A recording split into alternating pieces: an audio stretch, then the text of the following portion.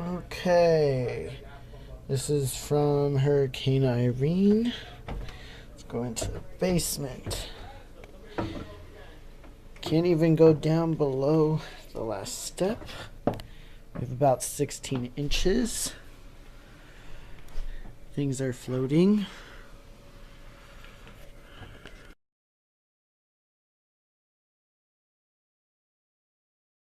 He said mark the wall. With what? A marker.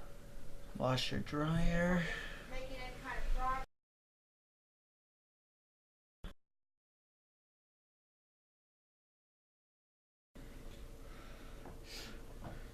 Chick's fridge. Desk. No. Take no dish. Even everything that we need to get rid of.